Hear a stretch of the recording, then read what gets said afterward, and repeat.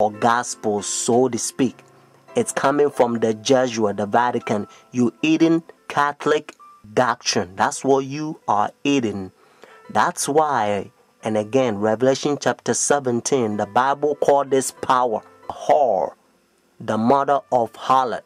Means if this power is a mother, notice, that means that this power has a daughters. It's a Sunday churches that they accept their sun worship day. That's why it's Sunday. And watch even the spellings, you find out that's what it is.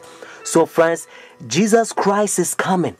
Whether you go to church or not, friends, take a stand now.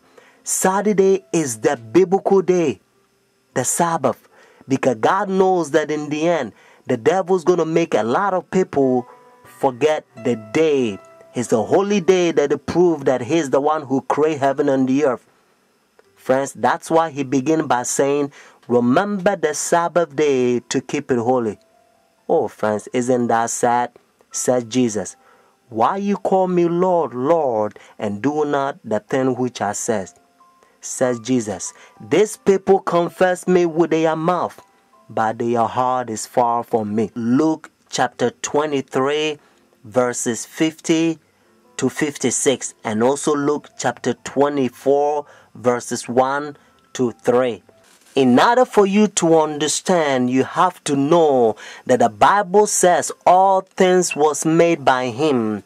So Jesus Christ created this world 6 days, and the 7th day he rested, according to Genesis chapter 2, verses 1 to 3.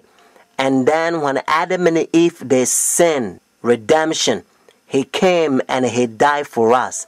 Friday on the cross, Jesus Christ, he says it is finished. And then he rested on the Sabbath day. Notice when the sun was going down, Friday evening, they buried Jesus Christ. So the early day in the morning, notice, according to Luke chapter 24, verses 1 to 3, Jesus Christ rose on Sunday. So Jesus Christ kept the Sabbath after the creation, and he kept the Sabbath after redemption. It's a beautiful thing if you understand. That's what biblical Sabbath is all about. And now look how they're uniting their churches. Notice Sunday churches to so-called the mother of the church. They are ecumenical unity. Your Holiness, may I present Archbishop Kayan Barsamian, Primate of the Eastern Diocese of the Armenian Church in America. May I present Archbishop Yichen Akachi, the Legate and Ecumenical Officer of the Eastern Diocese of the Armenian Church in America and President of the National Council of Churches in the United States. Holiness, may I present Reverend Dr. Donald McCoy, representing the presiding Bishop Mark Hansen of the Evangelical Lutheran Church in America. Holiness, may I present Bishop Jeremiah J. Park, Bishop of the New York Annual Conference of the United Methodist Church.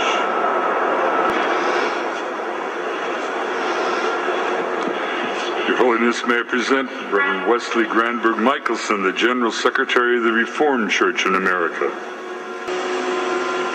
Your Holiness, may I present Reverend Dr. Clifton Kirkpatrick, the stated clerk of the General Assembly of the Presbyterian Church in the United States.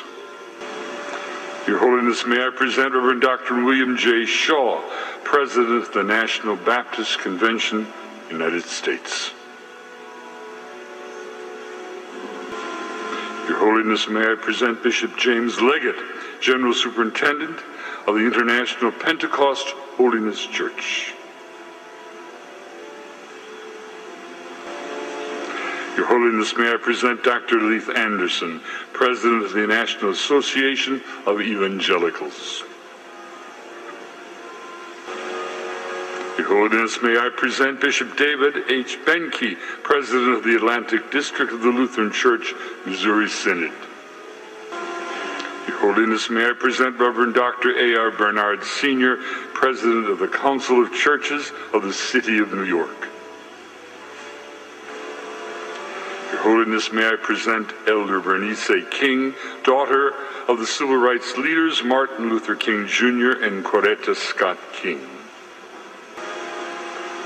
Your Holiness, may I present Reverend Jimmy Song Ji Lim, Executive Director of the Council of Churches of the City of New York. Your Holiness, may I present the Right Reverend Mark Sisk, Bishop of the Episcopal Diocese of New York. Do you understand the language? Your Holiness. And this is how they call this power. He think he is God. That's what their teachings is all about, friends.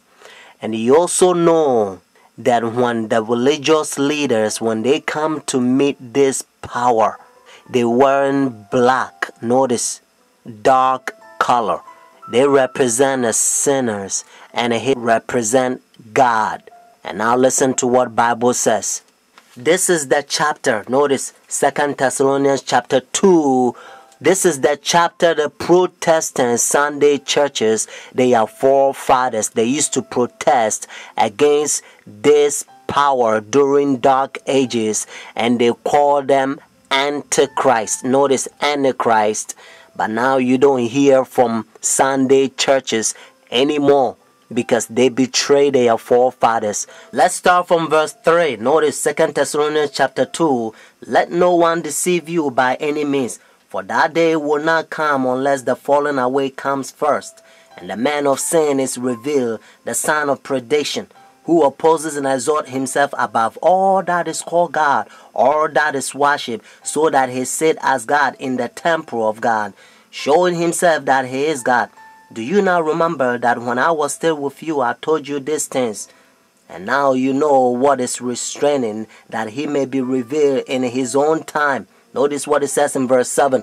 For the mystery of lawlessness is already at work.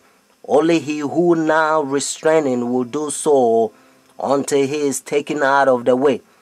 And then the lawless one will be revealed, whom the Lord will consume with the breath of his mouth and destroy with the brightness of his coming. The coming of the lawless one is according to the working of Satan, with all power, signs, and lying wonders, and with all unrighteousness, deception among those who perish, because they do not receive the love of the truth, that they may be saved. Friends, I urge you to call this number and order your own book. And the name of the book is The Great Controversy. Notice, The Great Controversy. And by the grace of God, you're going to become a better Christian. You're not going to fall to this Christianity that has become like a coffee and milk shake together, because the man of sin infiltrating the churches and they destroying doctrines. The phone number here is 856-503-5893. One more time, 856-503-5893. Friends, also, if God is touching your heart to support God's faithful ministry so that we can speed up this gospel to a lot of people so that they can hear what you are hearing, because heaven is ceaseless ages. Benedict XVI heads to the U.S. this coming week for his first visit here since being elected Pope 3 years ago, where the war in Iraq is expected to be high on the agenda. On Friday, Benedict travels to New York, where he will address the United Nations General Assembly. The UN event was his original reason for coming to the U.S., and many experts believe that speech could be the most important of his trip. Kim Lawton takes a look at the unique role the Pope and the Vatican play on the world stage. Soviet leader Joseph Stalin was once questioned about the influence of the Vatican. Stalin is famously said to have replied, "The Pope, how many divisions has he got?" The answer, as it turns out, is more than Stalin and many others might have guessed. Experts say the Pope and the Vatican wield considerable global influence. They don't have economic engines they have to feed. They don't have armies. They don't have land. The Vatican is only 106 acres. It's the smallest nation state in the world, but it is a huge moral, spiritual superpower. In questo momento. As the Bishop of Rome, Pope Benedict XVI is a spiritual head of the Roman Catholic Church worldwide. But he also wears another hat, head of state for the independent territory of Vatican City and the Catholic Church's government, called the Holy See. It's the tension between those two roles that actually gives him a resilience on the international stage, that he doesn't just speak for a geopolitical unit, but also for a demographic within the world. The Holy See has played an active global role for centuries. It has permanent observer status at the United Nations and has all the rights of full UN membership.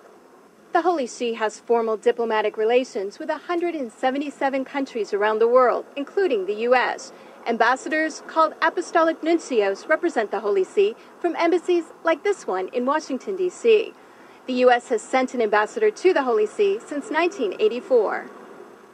The current U.S. ambassador at the Vatican is Harvard law professor Marianne Glendon, who took up her post in February.